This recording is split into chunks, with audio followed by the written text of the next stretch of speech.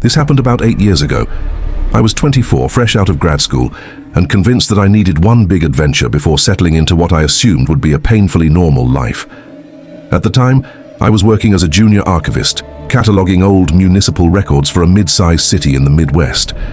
It was the kind of job where you sit in climate-controlled silence for 8 hours a day, flipping through documents no one has touched in decades. Most of it was boring. Property disputes, utility permits, building inspections, but every once in a while something strange would slip through the cracks.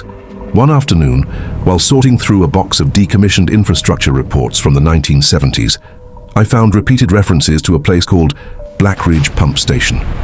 It had been built on the outskirts of the city, near an old reservoir, and decommissioned less than 15 years later. The reason listed was always the same: structural instability due to ground shift. That phrasing showed up again and again, stamped in red ink. What caught my attention was how abruptly the record stopped. No demolition permits, no transfer of ownership, just nothing. I asked one of the senior archivists about it. He frowned in a way that suggested he recognized the name but didn't want to. He told me the land had been fenced off years ago and that kids sometimes tried to sneak in. Then he changed the subject. That was enough to hook me. A week later, I drove out there alone. The reservoir was still active, but the pump station sat a mile beyond it, down a service road that had long since been reclaimed by weeds. The fence surrounding the property had collapsed in several places. There were no warning signs, no security cameras, nothing that suggested anyone cared about the place anymore. The building itself was larger than I expected. 2 stories of stained concrete, long horizontal windows that had been boarded up from the inside. The main doors were slightly ajar.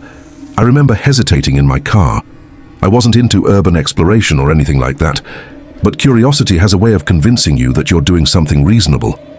Inside, the air was stale, but not as rotten as I expected. The entry room opened into a massive chamber where industrial pumps once pulled water from the reservoir.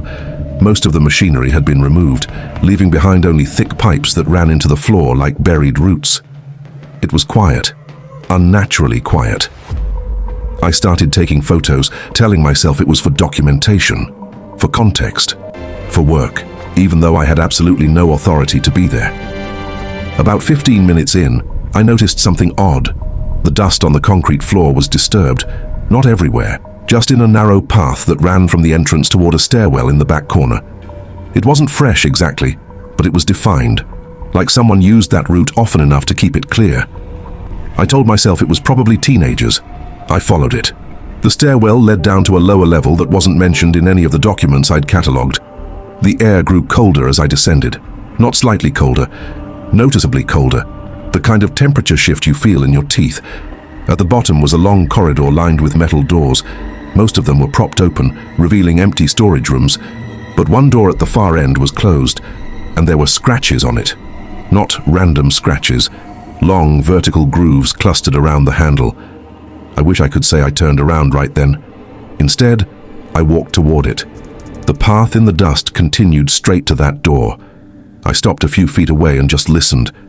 I didn't know what I expected to hear. Machinery, maybe, or animals, but there was nothing.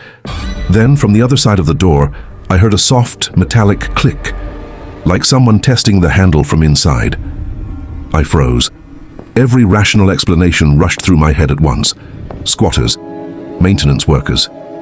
My imagination. I stepped back slowly. Try to chase me. It just followed slowly, like it knew I wasn't going anywhere.